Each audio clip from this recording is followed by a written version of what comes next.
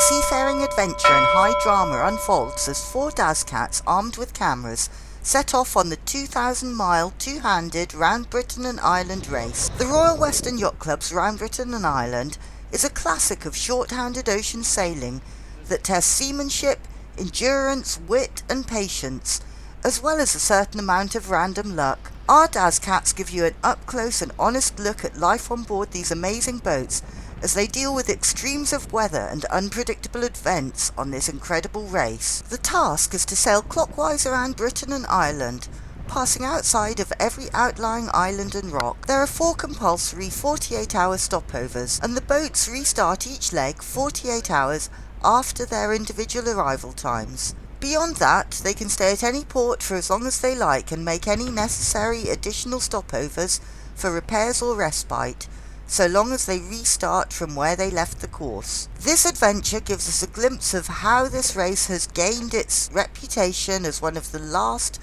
truly Corinthian events. In this 18th edition of the race, history was changed as unprecedented decisions were taken by the race officer, which saw changes to the course structure partway round the course. Dazcats, along with some superb footage, share their highs and lows with you, along with some of their own decision-making processes. As the boats head north, the drama begins to escalate, and back at Dazcat Central it kept us glued in astonishment to the trackers right up until the very last moment, when the 2 lead boats finished with just 40 minutes between them.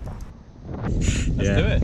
Oh god, this could be a little bit different once we get going, couldn't it? Not a breath of wind this morning, really.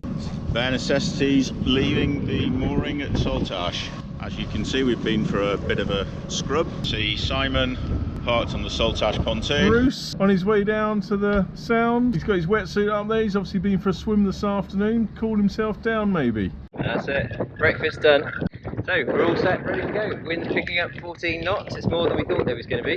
What do you reckon? Exciting. He's got a few little jobs to do this afternoon. Get a bit of food on board and then we'll be ready to go. Should we go to them? Yeah. Go hunting. Morning, this is Bare Necessities, just getting ready for the start. Desperately looking at the weather to see what it's going to do. Trying to work out why our exciting instruments don't show the position and time again. There's the bed, but it'll be a long time before we see that again. Just tidying up the kitchen, getting lunch ready. Make sure you've not got too much water. Yeah. Emptying the water because that's what you do when you're racing. Checking the water level. Spares all stowed away. I'm just getting a few of the trepidation butterflies in the walls. Like that. Oh my god, what have I done moment? Good luck.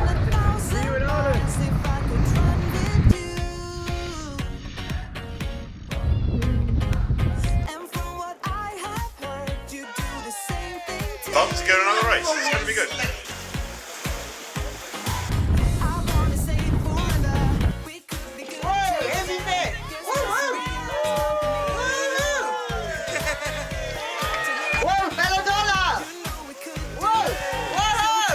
Go hunting. It's a very good idea back in March, but I am feeling slightly apprehensive now. Slow galley, so take care, my pussy! I'll tell you in about 3 weeks' time. Woohoo! Yay! 5, 4, 3, 2, 1.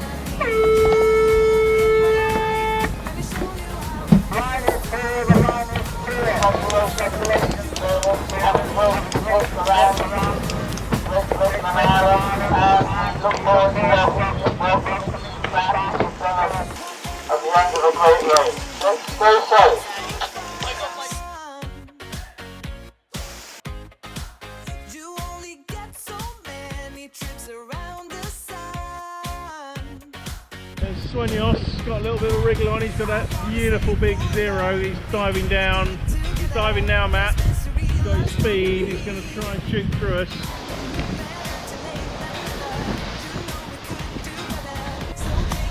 Got a good fun start then, Matt. It was good, that wasn't it? Yeah, playing with the big toys. Yeah, playing with the big toys. You caught them up big time. That was looking like it could be very exciting for a few hours. Yeah. Unfortunately, it's gone a bit quieter again, but I suppose it's better off having a bit of a rest on the first leg. Absolutely, we're quite pleased with our position at the moment. Yeah, not quite done yet. Smith has decided to go tack off or jibe off, and he's going inshore. There's the lighthouse. Mono's behind us. They're just going round. That's Belladonna. We're heading roughly towards the Lizard. We've got our sexy Banks A2 up. Alison's very, very, very hot and sweaty because we've already done 3 sail changes.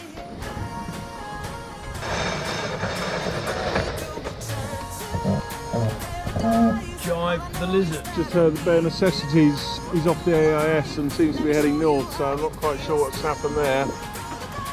Prawn curry, naan bread and rice, just off the Lizard. There's Sueños, there's that pesky small boat.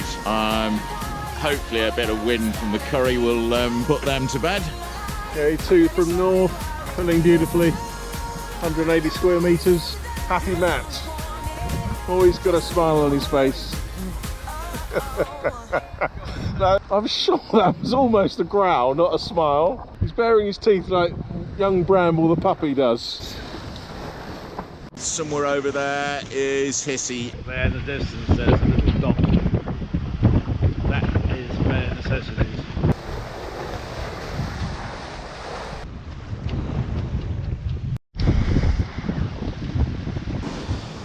Enjoying myself a bit of breakfast there while sailing about 10 knots sometimes. So it's a mini egg, but we decided that the best bet is a bloody hell hot sauce. This one on, see what the reaction is, shall we? Kinsale gas platforms off. So they're just how far out? 27 miles out from the headland.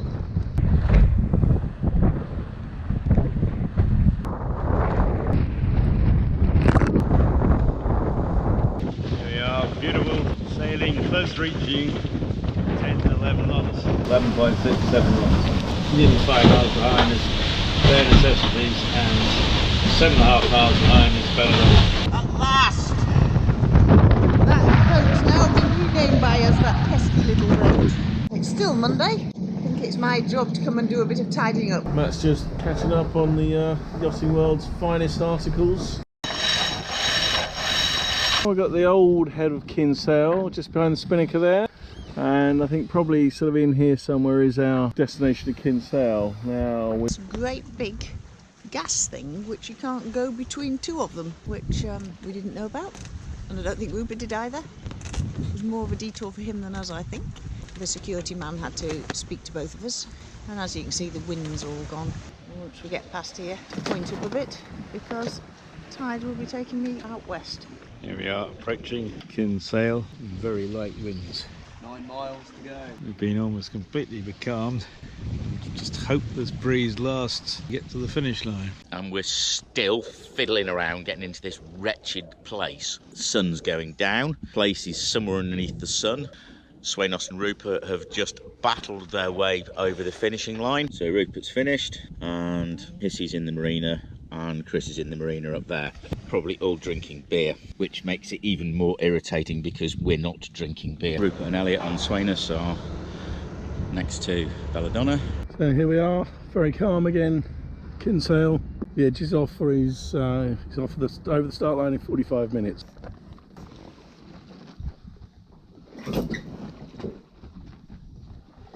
He was a bit bored, so he just wanted a bit of exercise. Here we are, just preparing to leave Kinsale alongside Bruce and Alison in Bare Necessities. Hello Bruce. Hello chaps. What do you think of the next legs are going to be like? Rubbish, I believe is the technical term. Yes, I think that's probably right. Enjoy your drift, chaps. Have a safe passage. And you. See you in Scotland. And you. All the best. Old head of Kinsale. Keep thinking the wind's on its way, but we're still rowing. Just assisting the boat really. Skimming some of the rocks along the south coast of Ireland. It's Thursday morning and that's Fastnet coming up. Over there is Sueños and somewhere directly behind us there in the gloom is Belladonna. 12 knots of breeze, 6 knots boat speed, just approaching past that rock. Not a bad morning, not a bad evening. Straight ahead there, I think, is Sueños. Anything over there? Fantastic. A straighting sail from Kinsale, very light winds. Bye bye, faster. 9:30, Thursday the 7th, match racing Sueños. Here we go.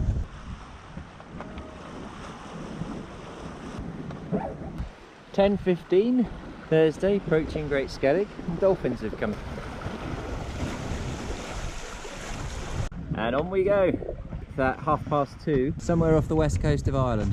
And next to us we have Bruce and Bare Necessities, also going very well. Well, that is a spectacular set of cliffs. Don't forget we got to go around that one.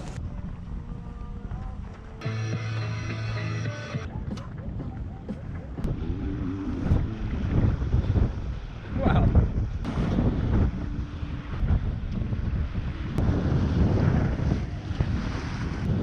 Hello guys. Whoa! Bloody soaked me, you bugger. Now we're finally passing it. You can see Great Skellig from the other side. Spectacular paths up it to get to those little structures. Little lookout place high up. For once there's actually some wind in the evening. Very happy to have some wind finally. Yes, it's been a pretty tedious day. And over here, Belladonna, slowly catching up. There we go. There are the Skelligs. Getting ready for food. Chilly today. Enjoying a relaxing sail. It's been quite a chilled out day. So Matt, did you have the fishing rod out earlier? Oh yes. Bought ourselves a bunch of dolphins. You caught some dolphins. Rustled myself up. Fish pie. 7:45 Thursday evening, so just over 24 hours into this second leg. Got the edge, is about 15 miles up ahead of us. He seems to have hooked into some new breeze. He's posting some 9s and 10s occasionally, waiting for a bit of breeze change. Sun's starting to go down. So we've got Tirite Island. Look at that lighthouse there. I mean, some poor guys had to build that, and I don't suppose they did it when there's a helicopter about. There we have it, breakfast. So that's what we're having this morning. Very nice. So a little bit breezier than it has been. Sueños and Belladonna about 40 miles back. Sueños is still parked up at the doorway point. Belladonna looks like he's managed to break away, but Rupert and Jackdaw J39 are just doing sort of 1 knot. It's a horribly painful weather system, this one. I think we'll have a bit more pain ahead.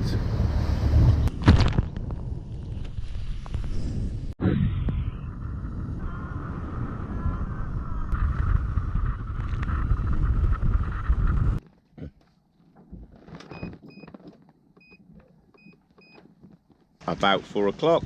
The wind is coming from the west, which is completely against any forecast. We're fiddling our way up the coast. Nearly 4 o'clock, or 1600 on Friday. 237 miles to go, and it's not a straight line there, so it's going to take longer than that ever would do. And of course, chances of this staying like this for 225 miles, I suggest a slight. And we're on Friday afternoon, and it's still sunny, and we've got this amazing amount of wind from nowhere, which is very good, other than the fact that we got pinned by it going northeasterly. So we've gone a very nearly to America. I think it's out there somewhere, isn't it? Been out there anyway.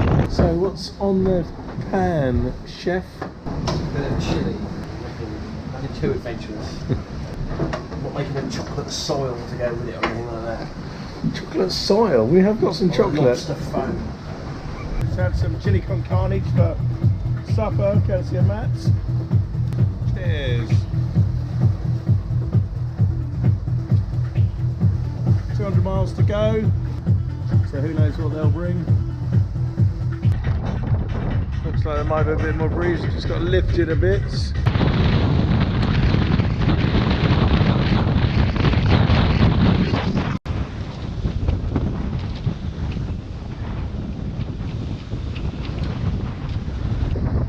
So 4:30. So just went off watch. We sailed into a huge amount of cloud. Been very ominous. 142 miles to go to Barra, or whether that's Right, back to it. Here we are on Saturday morning, about 30 miles off the northeast coast of Ireland, in the vicinity of Eagle Island. And in the distance you can see some of the mountains where I did geological field work as a student in Cambridge back some 48 years ago.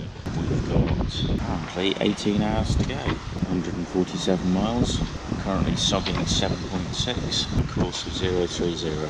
Big screecher up, full main.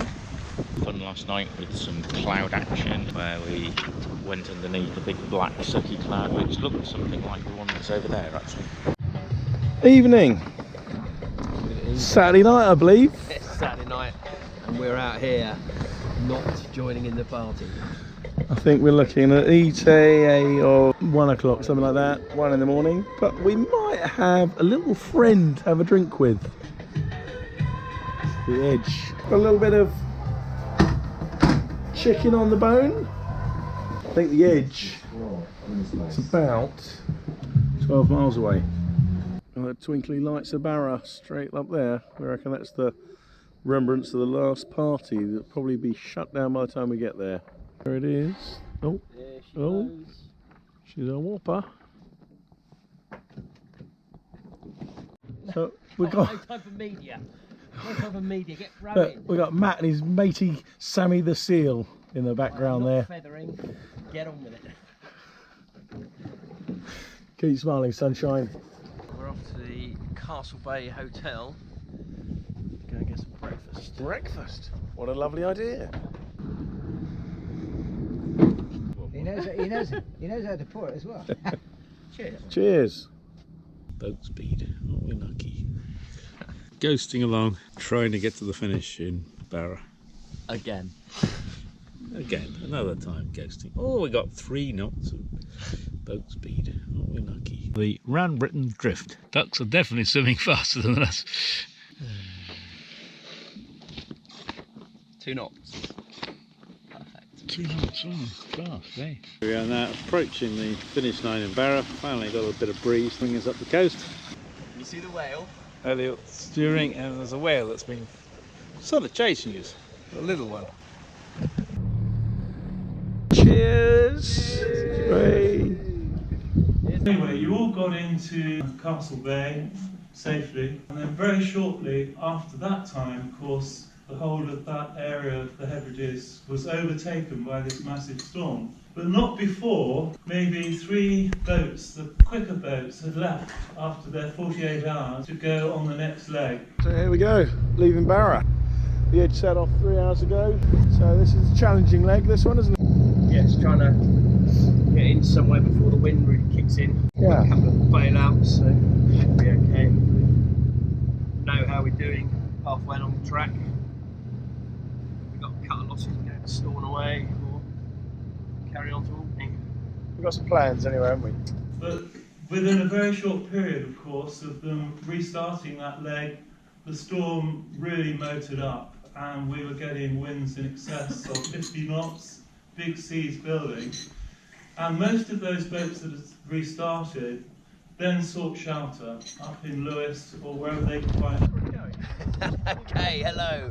We've got 1 minute, well 48 seconds to the start. Just coming up to the buoy. Mark C out, distance mark.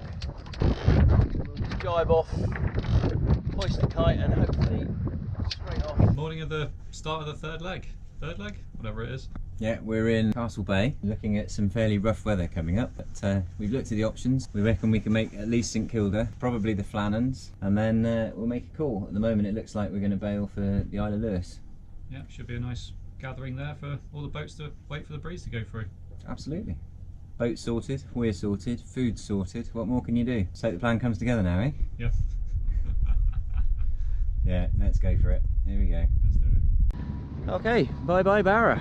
So it's Barra straight ahead, so the Castle Bay tucked in there. It's very sheltered, but I mean, we were talking to Jerry Freeman last night and he said he wasn't going to stay there, he was going to go off to another more sheltered spot for when the big breeze comes in. Well, we'll be taking the spinnaker down and heading upwind St Kilda, but good news is we're actually moving about 10 knots, a little bit more wind than was forecast. We're off to a good start. New A2 from north that we've got this year, absolute beauty she is. Still no whales. This is bare necessities on Tuesday, having retired from the race in Barra. We're just having a beautiful sail across to the Sound of Mull to go to Tobermory to go and hide from the gales that are coming. We have been whizzing along, sailing higher, sailing in about 120 with a kite up in 14 knots breeze and whizzing along, clipping up to 12 knots. It's a gorgeous day. Probably really doesn't reflect the mood on the boat because we're both fairly flat. I mean, spent so long prepping for the race, but the reality is that it was very, very difficult for us to guarantee that we were going to be able to get back in time to deal with some work commitments. And obviously the further on you go, the harder it is to bail out and get the boat back without leaving the boat stuck somewhere. So whilst the weather's sunny and it's still a Dazcat and we're whizzing along, and we're just hoping that the others are all going to be okay, particularly the Edge could be in for a mullering as she gets up to Shetland if she's slow and the weather comes in fast. Saw last night a unicorn, didn't you?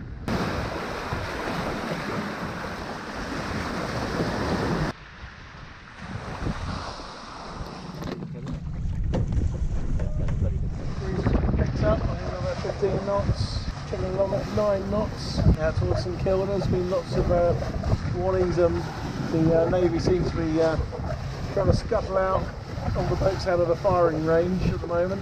They haven't called us up yet, so I don't think we're in trouble yet.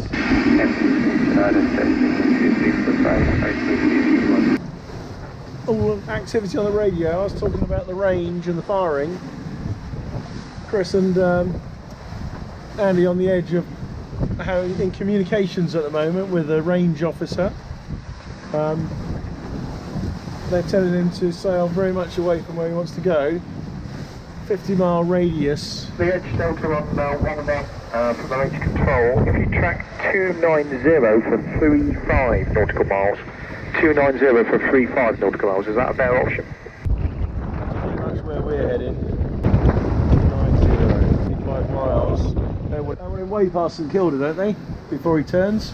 That's 35 miles. Okay, if you make that 290 for the next 35, I'll let you know how things progress. 295 For the next 35. What, 35? 295. Yeah, but he's already here, isn't he? He's further out, so he's pushing him past St Kilda. Routing's got you coming actually out to here. Yeah. The Edge Delta, just like you know, the range control is aware of the race and won't be here setting on Friday. If that's okay. The communication with the firing range is over. We've been told to head north and Chris has been told to head west. So they seem to have a centred point here. Chris is about 10 or 12 miles away from that centre. There's meant to be a 40-mile exclusion zone, which is huge. Actually, bloody encompasses the land, so I don't know how they have that as an exclusion zone. They're letting Chris go on at an angle of 300 here. We're positioned down here near the south, and we've got a track 022. So we're both being sent in different directions. We'll have to see what the wind gods bring us. Live firing carries on till 1700 this evening. So yeah, in the lap of the Navy, I believe this bit of the race right now is. Mum, don't watch this next bit.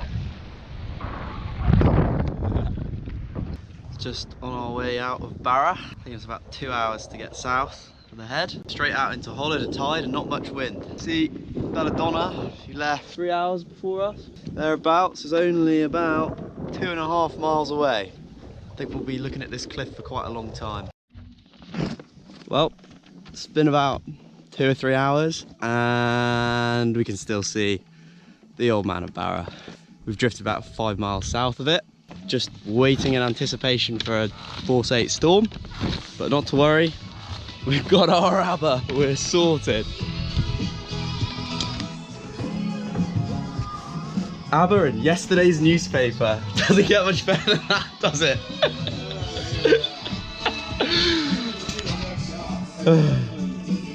He came right about the water, right up under the bounce bit. Just after I turned the bloody camera off. That's the weekend, mate. No, it was him. He came up, he was like about this far out of the water.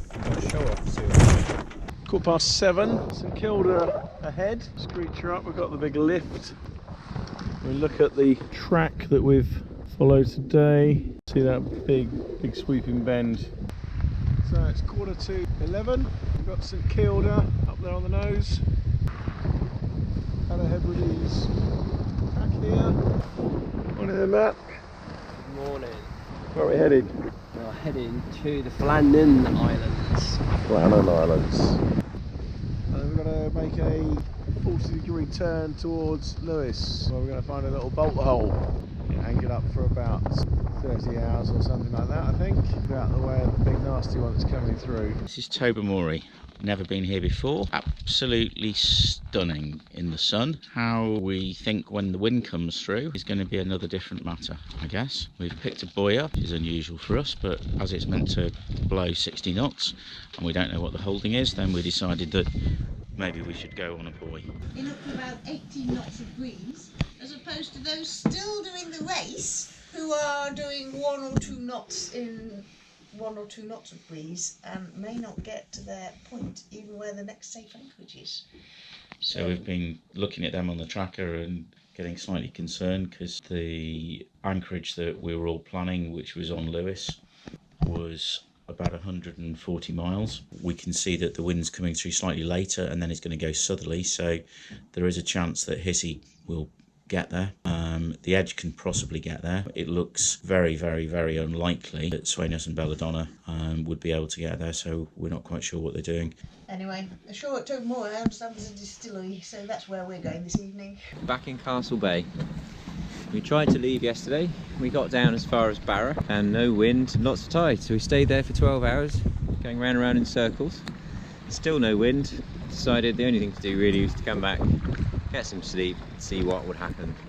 Back at Dazcat Central, I watched in horrified dismay as all my boats descended into what appeared to be totally erratic activity. Oblivious to live firing or bare necessity's decision to retire, all I knew was that a massive storm was forecast, but a quick check of the current weather didn't present any immediate dangers. So what on earth was going on? Matt's made it over to the Edge on his rescue mission. Looks like Andy and Chris are not having a great time today. I expect they'll be quite pleased to see someone. After their lengthy diversion by the military, Chris and Andy no longer had time to reach safe harbour further north, so they were obliged to return to Castle Bay. Castle Bay, this is the morning we were due to leave. We've got gusts of, I've seen 50, so just wait until the wind dies down a little bit before we head on. And we're going to see if we can go the whole way, so we're going to go around our head. Up to St Kilda and then up to Lerwick. Hopefully we can do that all in one hit without getting battered by the next one of these that comes through.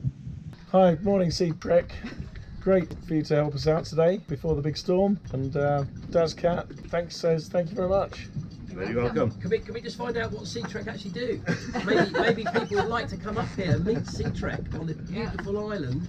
Wildlife boat trips around the coastline. Out and about on the Isle of Lewis. We've been lent a car by Murray from Sea Trek. Traditional Hebridean houses here. And we were getting winds in excess of 50 knots, big seas building. And most of those boats that had restarted then sought shelter. But one boat had a tracker failure. And that boat, of course, once we knew where all the other boats were that had set off, we didn't know where Carabaria was. The fleet that had assembled there was getting quite anxious about the passage of time. On the 14th of June, I received a call around about midday. The consensus from the Multihull fleet was that we really ought to consider shortening the race because there wasn't really time to go out again to St Kilda and up around the north of Shetland. That was quite a firm request that was backed up by a long email. The race has been running since the early 60s. It had never been changed. I mean, the course was set from the minute the start gun went. So as race director, I had to make this decision of breaking the precedent of the race. Right, well it's 10 o'clock. I don't actually know what day it is. Anyway, it's 10 o'clock. I'm going to get up at 3 and try and make the passage over to Lerwick, or Lerwick, depending on your flavour. Shortened course now, which caused all sorts of fun and games today, but it's settled. We're doing the short course, so that's all to the good, I guess.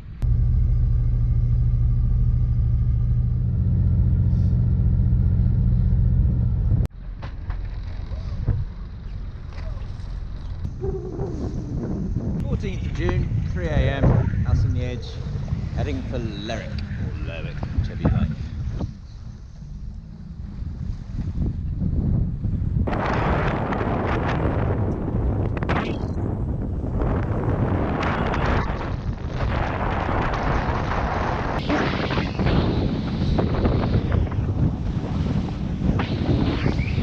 Bye the Hebrides. Plenty of breaking waves out there. Should be pretty exciting. Loch Eileen, entrance onto the Sound of Mull. It's very picturesque. Holding's quite good in soft sticky mud, about 10 metres, and it's very well sheltered.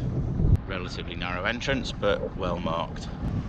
Going out of the narrow entrance, there's another boat wants to come in and obviously doesn't like the look of a catamaran coming out, so it's standing waiting for us.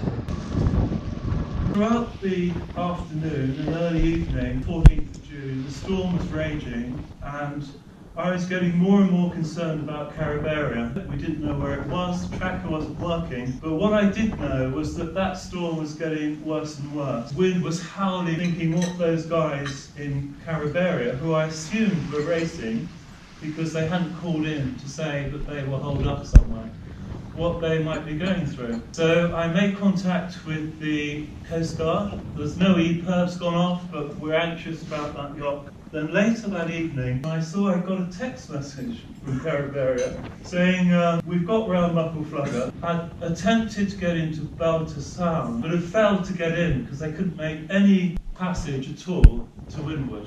And that was about 10:30 that Thursday evening. 2 o'clock, I think it was, the following morning, Catamarans had made a telephone contact with the Coast Guard. They were okay, and they had sea room. They were just going to ride the storm out, but they were called in every hour to let the Coast Guard know where they were, and that was relayed to me. About an hour passed, no news, no reporting. In fact, several hours passed, and it was finally agreed about 5 o'clock that morning, Friday the 15th of June, that the Coast Guard would put pan out. So they put a pan out, no response. How we doing there, Biff? What's going on?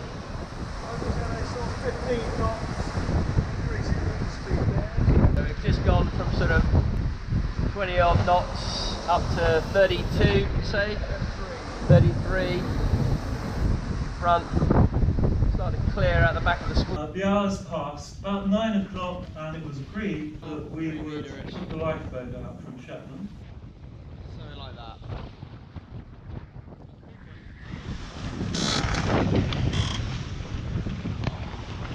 And it's just ringing up the screecher.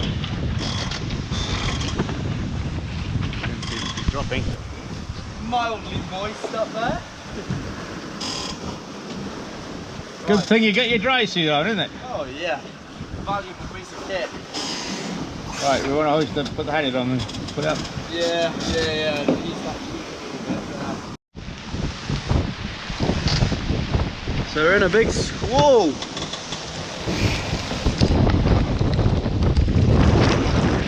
Anyway, so the lifeboat was deployed. It so happened there was a helicopter on an exercise. Helicopters diverted to the search, and they did a grid search. That all happened about 9:30 on that Friday morning. Nothing was sighted. The helicopter had to go back to refuel, went back out again. Nothing was seen. Yeah, every time that happens, we go. Because that's it. So we've got 10 miles to go to Sagir. Waves have piped up a bit. We thought they were going to flatten down, but breeze is up about 25 knots as well at the moment. Still running the 2 reefs in the main, heavy jib and a screecher, which it's working well. We heard over the VHF radio that a French trawler had spotted Catamarans and had reported her position, and the lifeboat and the helicopter had gone out to make sure they were all right. And I can tell you, the relief that I had at that moment was just overwhelming. Anyway, it turned out that they were fine. They were 35 miles east of Wellesley Island, and about 8:30 that evening they sailed into Lerwick, and for all the world they looked as though they just sailed across Plymouth Sound.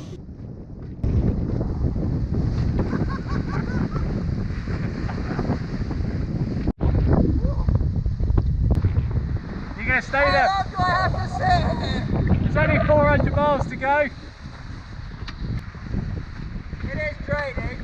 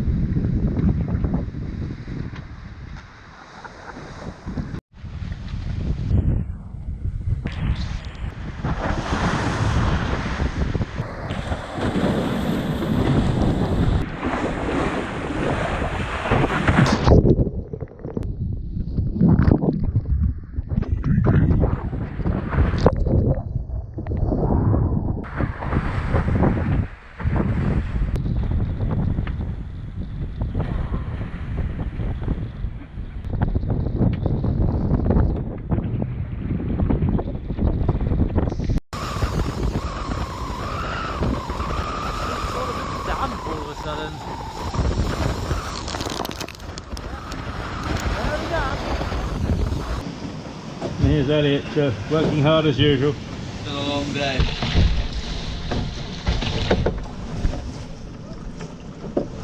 See a beautiful sail actually, we're going very well. Just a bit bumpy with the, I think mainly the tide.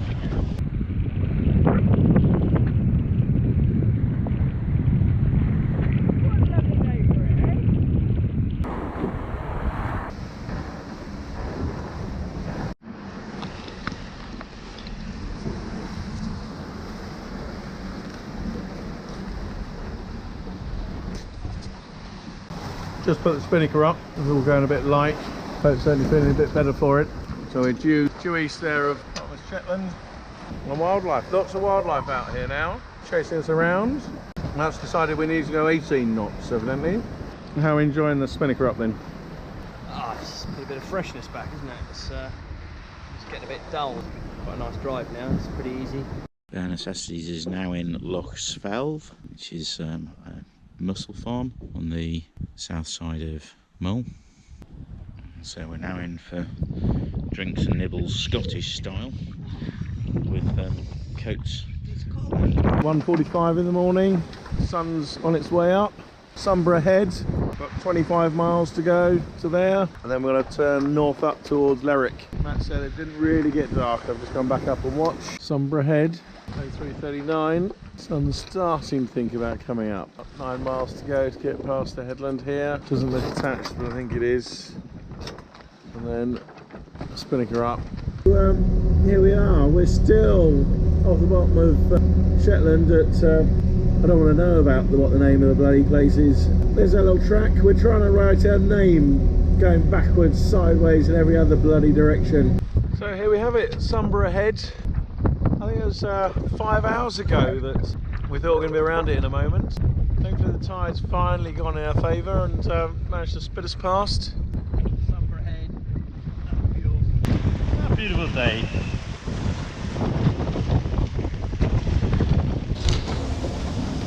Here we are, fancy our way to Sunborough Head. What do you think, Elliot? It's tide.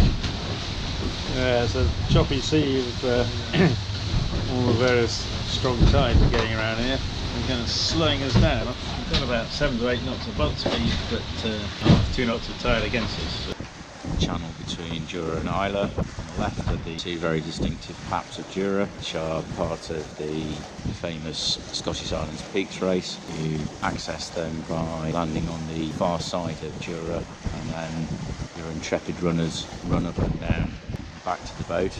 On the right hand side is Isla. We made the choice to stay in bed whilst it slung it down for 6 hours with a southeasterly, so we're coming through and we're hoping that the bright sunny weather will last until we get to a mooring or anchor at an island off the bottom of Isla.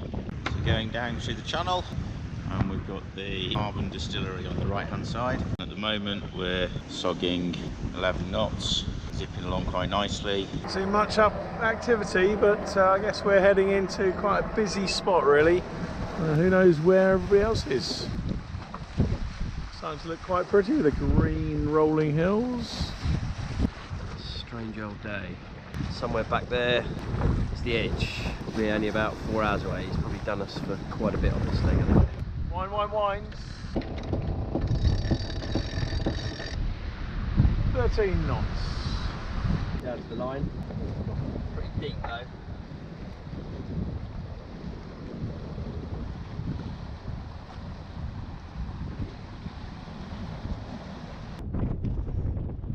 So here we have Calabria, the Class 40, along with Hissy Fit, arrived Lerwick. We arrived to great reception, the lifeboats here, it's fundraising day for the lifeboats. Anyway, the edge is due in any time soon, so the pontoon will fill up soon. 6:30 AM. Calm down a bit now, the wind's back up.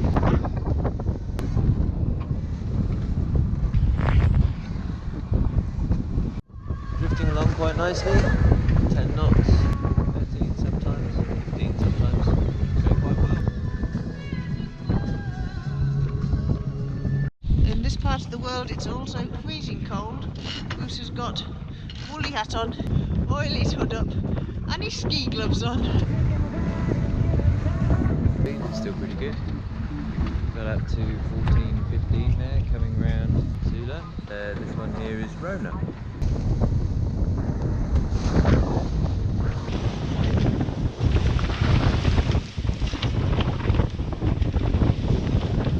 Sunday morning, 9 o'clock, and the bottom of Shetland. And it's Sunday morning about 10 o'clock, and we're just going past the Mullican tyre, sogging 12 knots. So we'll take some of that before we then head east to Ireland. 9 o'clock or just after, next to Lerwick. Hoping the tide's going to carry us round. Stuck in a race at the moment. Winds all over the place. 0 boat speed through the water. At 1.8 over the ground. Okay, now 10:42. Made it through the race. Slow progress. Now heading due north. A little bit of tide with us. 3 knots. Between 2 and 3 knots of true wind. And 1.6 and 1.7 knots boat speed. And away we go. Further and further away. That bloody headland. Just heard on the radio is gale force 8 coming later. Hopefully we'll be in by then. On June the 18th, Hissy Fit sets out into the teeth of another storm, with 40-knot winds forecast for later that night. Having sat out Storm Hector safely in Lewis, at this point she's 15 hours behind Cariberia, as even with their air and sea search hiatus, the fact that they didn't sit it out put them firmly in the lead for line honours, but this leg marks the start of a gripping chase as Hissy Fit closes the gap. Bailey, Faro. Southwesterly, severe gale 9, continuing. Now warning issued Monday 18th June at 0347 UTC, it's serial number 42. Viking, southwesterly, gale force 8, expected later.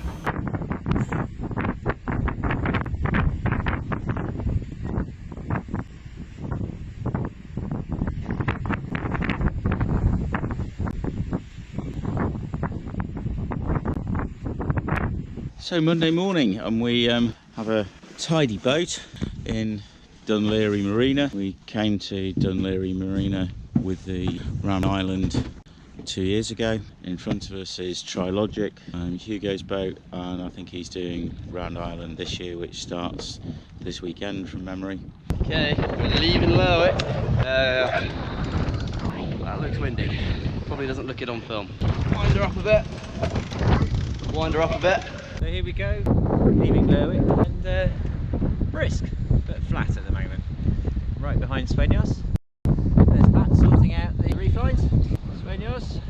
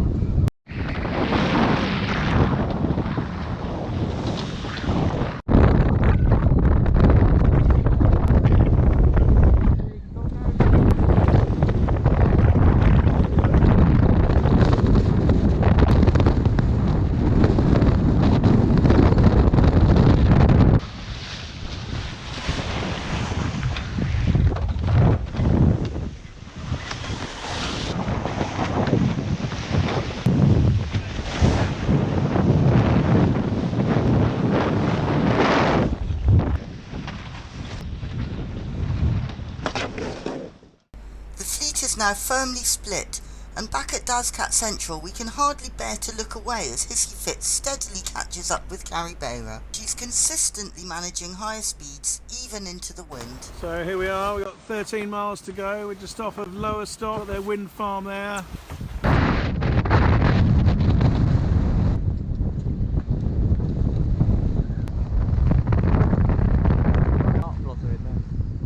Moon's out.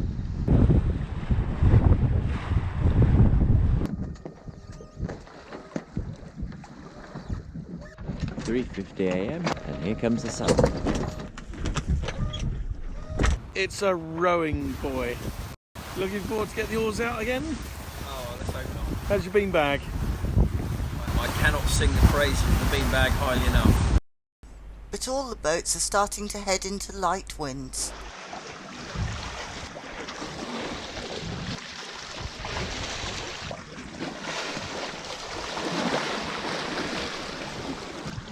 Wow. Hey, hey.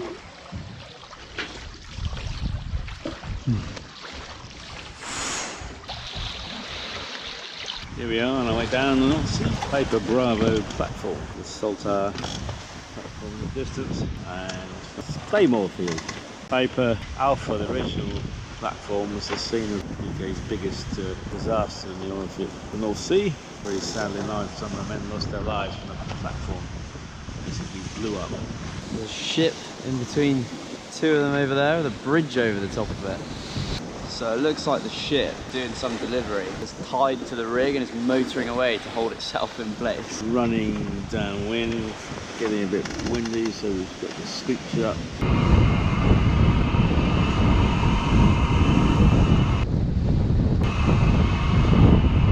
Sail plan up there, working away. And Matt still on his beanbag. Tough life at the front, isn't it, Matt? Eh?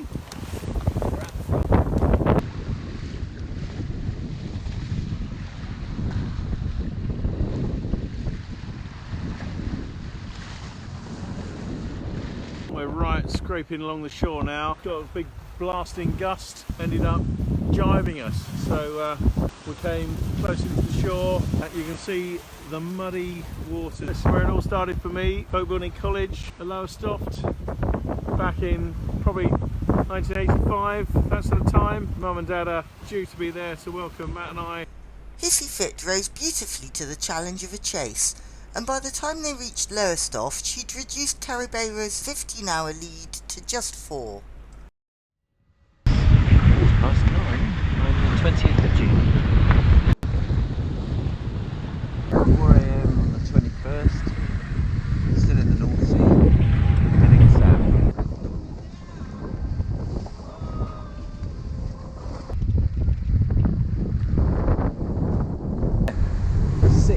.50 in the morning, on our way to Lowestoft, 30 knots. Reasonably big seas and doing up to 15 knots boat speed. All good fun.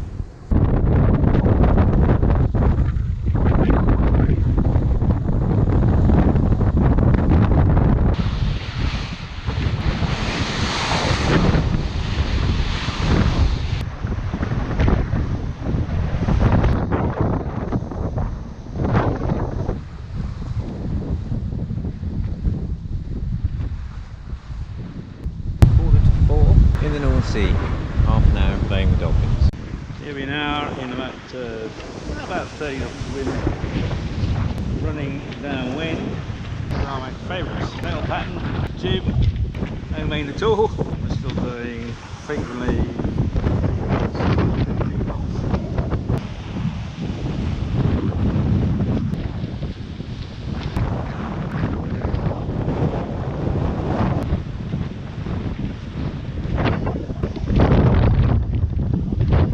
Here inside, all is really quite comfortable. Thrown about a bit from side to side, but warm, dry. Elliot's reading the newspaper. Bit old, but it's the only news we got out here. And the only real struggle is that we can't boil the kettle, I guess. Just short of a cup of tea, really. It's a lucid date, and we're doing 10 knots. 14, 15.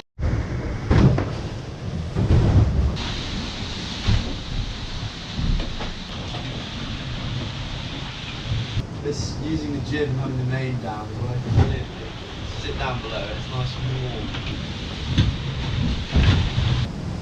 This is what it looks like when you're trying to get some sleep. Just a quiet sleep at 16 knots. A bit like being inside a washing machine. You have to I'd agree. Or a car wash. just put a few turns on the jib. It takes one wave really very hard indeed. But you can slow down a little bit. Might make it, as he says, as we hit 15 knots. Just a little bit. A bit less jib out. All we got is a partly rolled jib now. As part of the new shortened course plan, the stopover at Lowestoft had been reduced to just 24 hours. This meant that as the back of the fleet sped their way south, Hissy Fit had recharged with the best curry Lowestoft could offer and a visit from the Baker parents.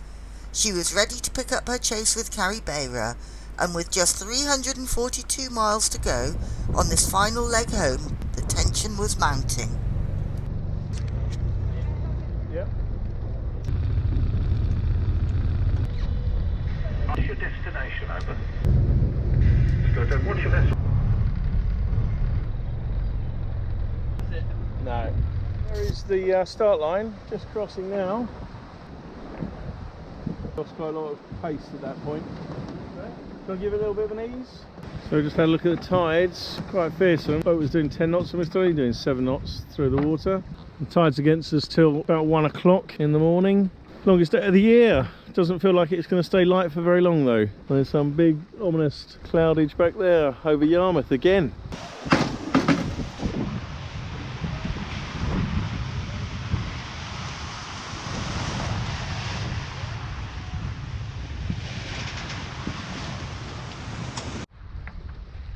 Southwold light flashing. There it is, she goes.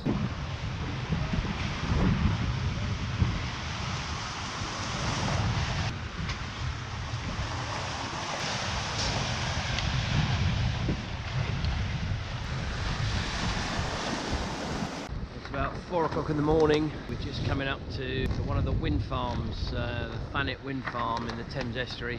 Pretty spooky.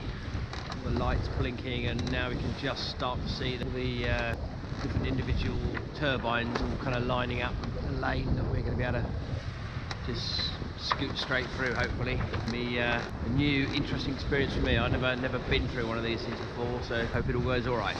So here we go, we're entering the wind farm. Oh, we're going to get chopped to bits. We could well end up as sushi if it all goes wrong.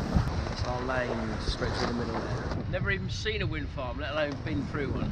Pretty majestic and a bit spooky, really. Pretty cool, isn't it? Yeah, good.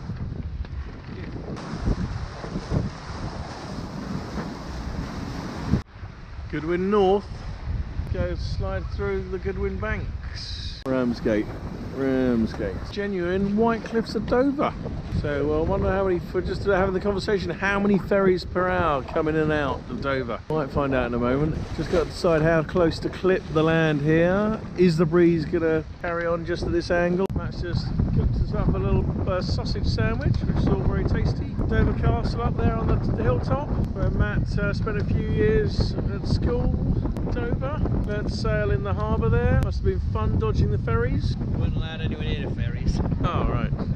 Dungeness 19 miles ahead, as is Carabera. We're slowly notching away at him. Dungeness Power Station. Wind farm in the background as well there. Carabera is 16 miles ahead of us, only doing 2.5 knots, and we're currently doing 8.5 to 9. That doesn't bode well for falling into a hole pretty soon. Don't know whether we're going to go inside or outside of him, but we're going to have to do something. There's this guy here then, safety. Well, would you believe it? We've just been welcome to the south coast by range control. So we've got to alter our course away from our desired destination. Seems very popular shooting things at the moment. Perhaps I have to tell the Royal Western about this. Can't sail around Britain because they've got live firing everywhere. Welcome to the Helford River, Cornwall south coast. Beautiful sunny day. Boat is in absolute chaos as we got here about 11 o'clock last night, having had a relatively good trip down to the Lizard from Dublin and then got mullered with a foul tide and very strong northeasterly headwinds. Very, very rarely we didn't put anything away, and we just tied everything down. And the plan today is going back to bed. Well, we've just hit the big park up off of Brighton under the boom there. Absolutely no wind whatsoever. But who is that just up in front? Could it be? I think it is. It's the mighty Catamarans. She's about 4.5 miles in front of us, and just out to sea here there's a little line coming which looks to be the skinniest of little sea breezes, only about 100 meters away. I'm hoping that might just start to take us forward in a second. Keep my fingers crossed for that one. Friday morning, leaving the Helford, back off to Plymouth in beautiful sunshine. Quite sure how much of an easterly it's going to be. We understand that they've changed the rules again, so that Biffa's leaving or has just left after a 24-hour stop at Lowestoft rather than a 48-hour stop at Lowestoft. So put all the reefing lines away and let's go to Plymouth. Beachy head ahead. We had the spinnaker up not long ago, and now we're doing quite nice speed really. Catamarans, oh, he's motoring as well, 7.7, still neck and neck really, 4.3 miles away.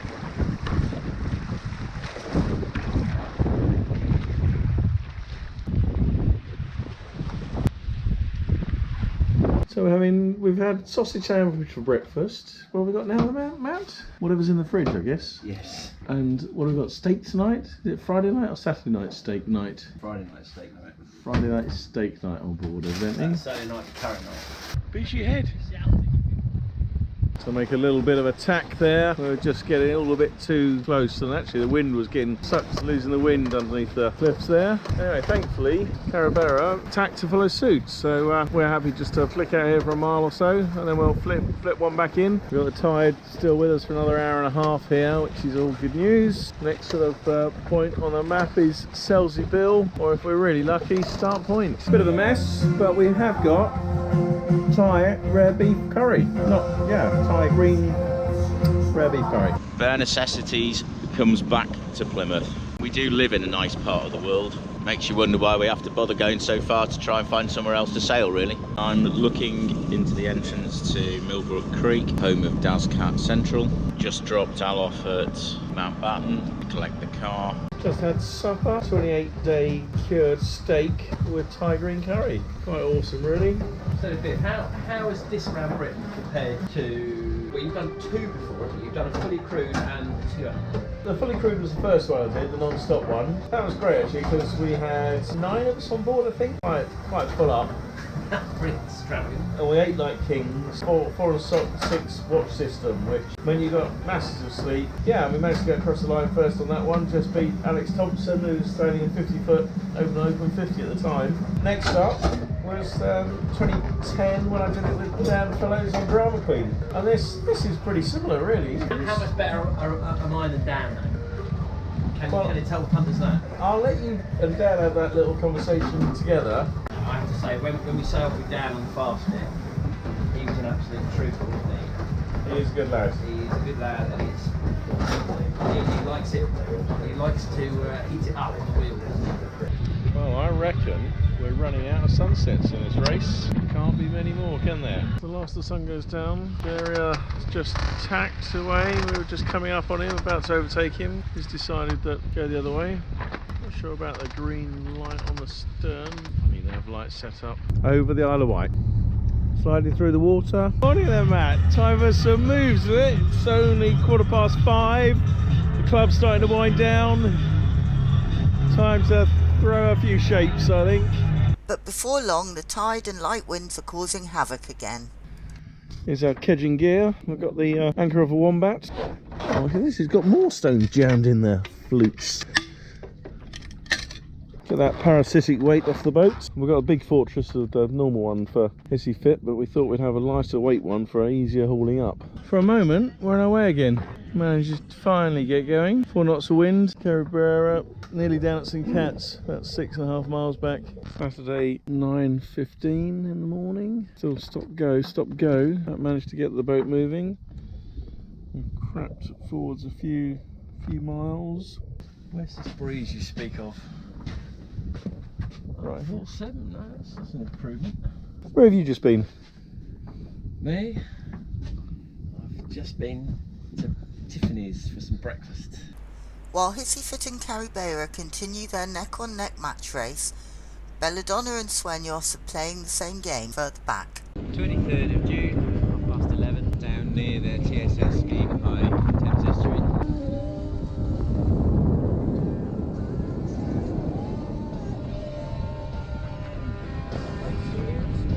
Oh, look, Matt's up the mast. Hello, you having fun up there? I was just starting to look for you. I thought, where the bloody hell's he gone? I couldn't see your feet on there. Gonna have to tack in him a little bit. You see the breakers up there? It's one of those sandbag things. No dramas today, apart from the fact we lost our VHF aerial. Now we've got the emergency aerial. Very light winds approaching the Thames Estuary and inevitable shipping, and just in the background the wind farm, which looks like we'll be going through in a minute. It seems to stretch for miles. Ship currently altered course 10 degrees to path ahead of us.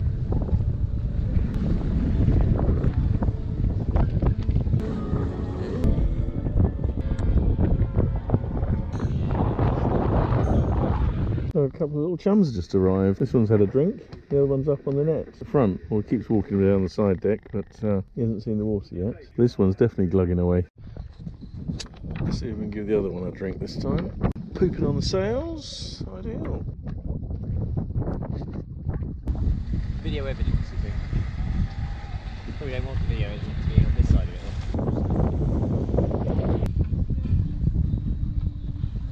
Have you got any predictions of when you might have a last supper? I'm sort of hoping this might be it, really. It's good to be in at some point tomorrow. But too many Dazcats already to believe that.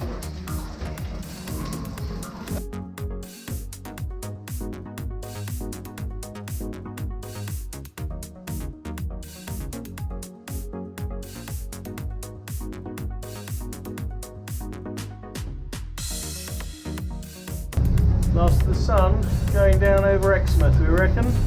Is this the last night? Who knows? Who knows? Watch this space.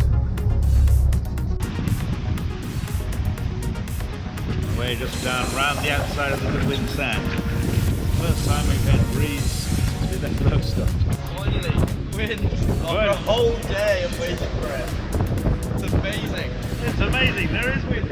9.9 knots. Hey! That's proof. 9.9 knots.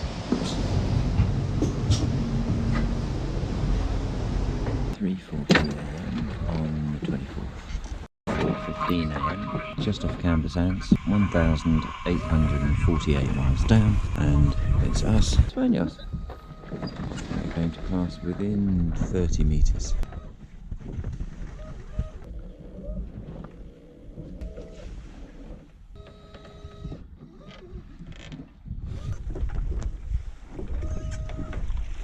Dungeness Point, not long after dawn. Power station in the background and Belladonna in front. Looks like we are approaching again.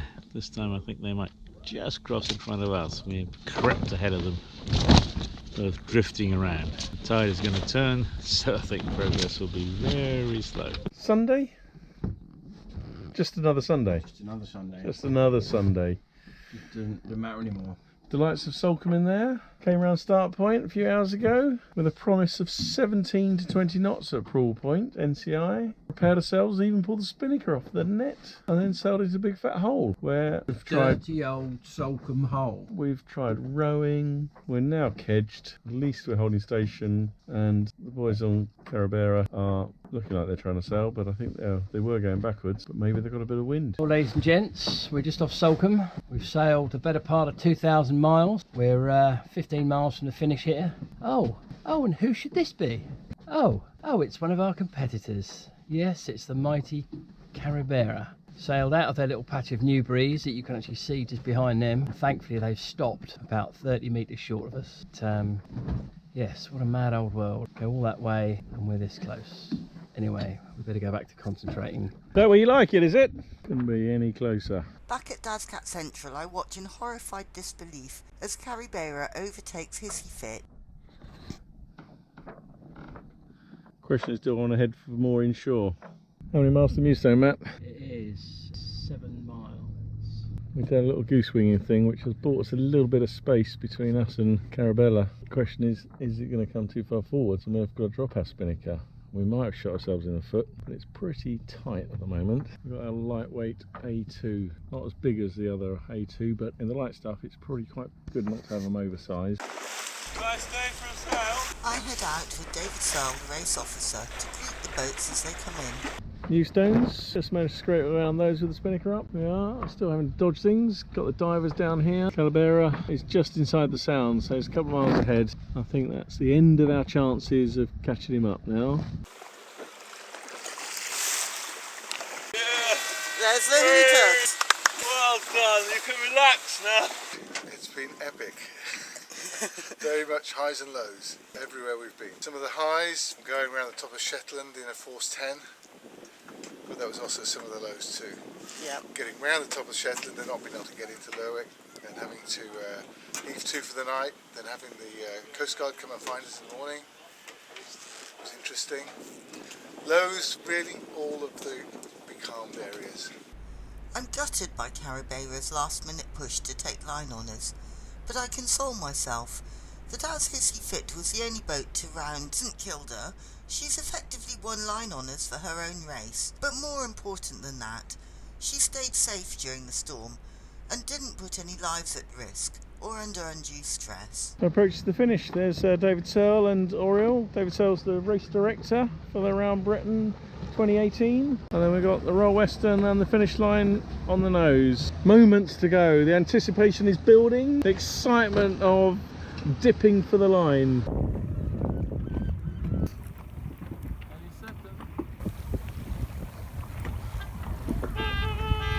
Yay! Yay, Hissy Fit! Well done, guys. Along with her families and all her Dazcat friends, I'm just very happy to see her back home safely and after such a cliffhanger of a race. Epic. It's a game of two halves, isn't it? It's a bad half of a bad second bad half. half, worse than half. Great event, and one that people should take on as a serious, life challenge, really. And I've done it twice now.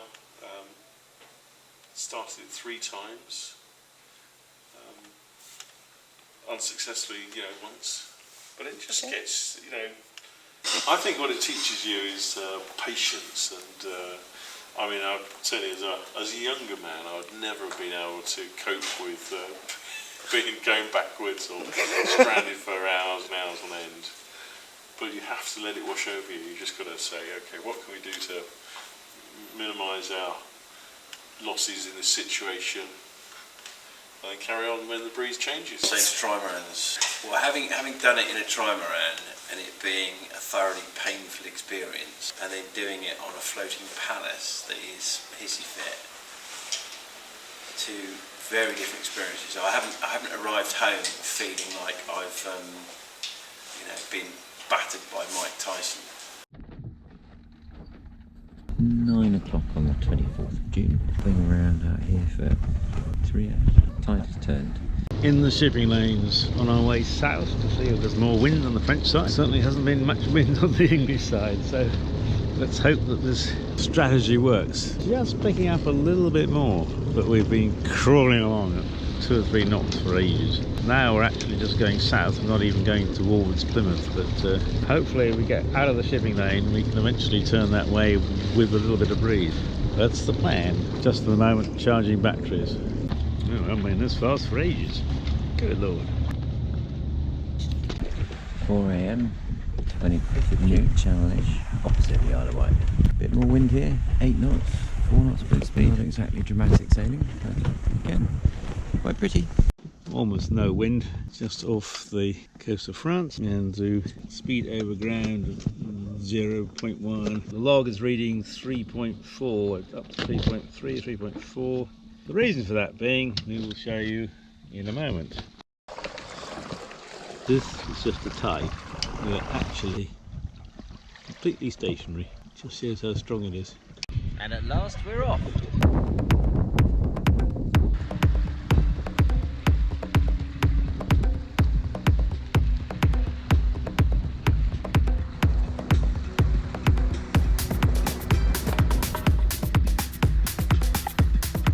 It doesn't look like we're sailing into a hole, it feels like it's building.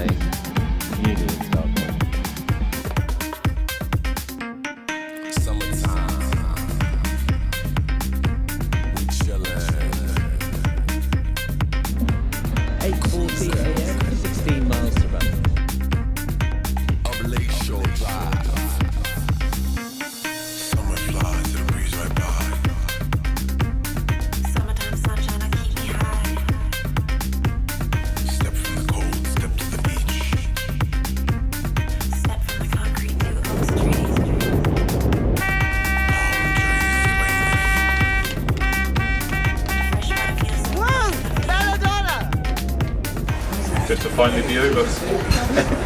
Nice to have beer, nice to be parked up after a long, slow drift, and the occasional fast sail and surf. It was really nice that everybody kind of kept together all the way round for the wrong reasons, but everybody stayed together all the way around, so it was nice to catch up with everybody at different ports.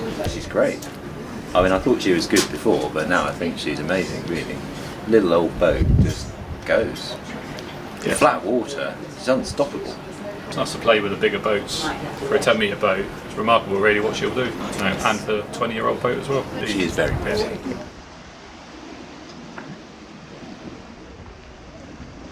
35 miles to go, I think. Yeah, and here we are, just approaching Start Point. Towards the end of the race. This matches Daz's description of champagne sailing. Apparently we're going to have in the North Sea, but his idea of champagne sailing is going downwind in a 4-7 with just a jib up, flown all over the place of strange tasting champagne. So here we are, enjoying the sunshine on a beautiful evening. Not really in a hurry to get there, after all. Not much difference now. Perfect, isn't it? Yes. Why haven't we had this weather before? It's a sign. We shouldn't leave the southwest. Maybe you're right. There we are, and there is the Devon coast. It's a curious arrangement of ropes just here. It's part of our system for managing the kedging. When we kedge 70 metres of water still left in place in case we had to do it again. Here you are having a really tough time on the final part of the Round Britain race. What do you think of the whole race? Your first race at a young age, only 21? The longest I've been, let's see. But I don't think I could have done it much more comfortably, to be honest. Would you do it again? I think I need a good 4 years at least between them, but I'll probably do it again, yeah. To be honest, the best bits have both been in the southwest. The best sailing with the kite up on the way down, and then this bit now has been brilliant. The worst bits, probably learning how to get a kedge back up when you're sailing over it at a good 3 or 4 knots. That was quite tricky. Took a lot of thinking about. But bouncing around's quite fun, come on. Alright, maybe when the giant wave crashed on the side of the boat and I thought it was going over, and then I was probably a bit scared then, but the rest of it was cool. No, that's interesting, yeah. I must admit, I never thought it was going over. I was a bit concerned about getting damaged by being hit so hard by a wave from the side. It was only that one, but yeah. I never felt we were going over anywhere in the whole trip. I think we were always under pretty reasonable control the whole time. Being becalmed particularly and around the sculling for 12 hours on the way up the west coast of Ireland. That's a bit grim. And then being stormbound, not quite being able to get round to Kilda and up to Lewis and having to bail out to go round through the Sound of Barra. It's a shame, and then get it again up in Shetland, where we were the only ones who couldn't go out in a force 9, or chose not to, let's say. I think very wisely. Had we Having to hand the race away but that cost us 16 hours that we built basically a handy lead and could have been in a different weather situation. And at the time in Lerwick we were only 22 minutes behind Hissy on the corrected time, so it had all to play for, but yeah, that's the way this goes with this race. Round Britain race number 6, nearly complete. I think this really is the last. Well, I think probably 6 is enough. Thank you so much for giving us such a beautiful baby, sueños. Look at her over there in the distance. Coming. It's been the most exciting race for us, the viewers. So it has taken us from down to up and high and low, and then aggravated and frustrating when they get stuck in holes. And then they're not moving and everybody else is moving. They're in a different part. So it's what it is, but it's been amazing. It really has. It's been gripping at times. As parents, I'd say. We're just really happy that he's had the opportunity to find out who he is and what he's capable of. Here comes Sueños, inching her way to the finish line. Exciting! Come on, Sueños! Come on! Woohoo! Woohoo!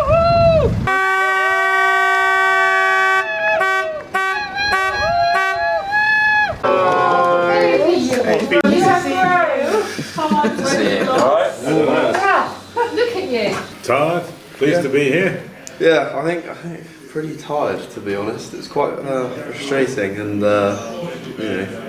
mentally difficult concentrating for 4 days, going downwind basically. I have to say it's worked very well. To be honest, I did have some reservations, particularly because you've never been out in sort of heavy weather, so you don't quite know how people are going to behave or do, or how they're going to manage it. I mean, I have to say everything went absolutely fine, and it was brilliant having somebody young to run around the foredeck putting spinnakers out and things like that. Sort of where I'd just be sort of falling over most of the time.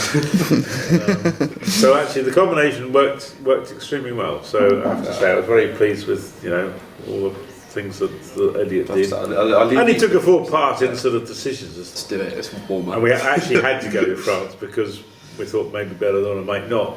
But so we had to try to do something different. We knew we then she followed you. And then they ended up. Well, we were hoping we were out of AIS. They might not see the right thing. And they covered us. By that point, we were absolutely dead in terms of being able to beat them. Because they're going to sail the same course. Well, there's no chance. Because of the course change and the problem we had with Catamarans knowing where she was, I made the decision to make two races in effect. So there was the normal race where there was one entry, Catamarans, completed the course, albeit with 1 day short at Dazcat, and the rest of the fleet. So we had two races for the price of one, really. Again, it's all, this has never happened before with this event, but it did on my watch. So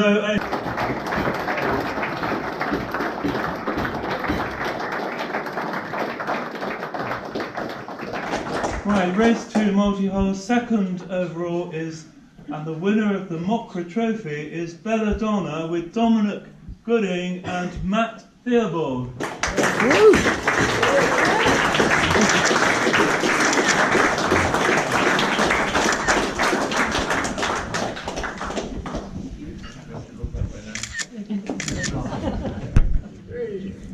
Second race, first overall multi-hull and winner of the Mokra Butterfield Trophy is Hissy Fit, Simon Baker and Matt Baker. I'd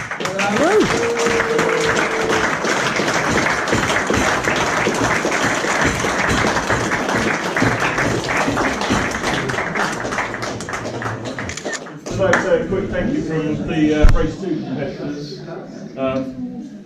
It's a shame it had to become 2 races, but race 2 we had fun. So thank you very much, David, Benny, and all the other supports that got us around. Thank you. Right, actually you've got to come back again because we have a prize, special prize actually. It's the Multihull Flugger Trophy, which is the first yacht on elapsed time to Lerwick, which is again Hissy Fit.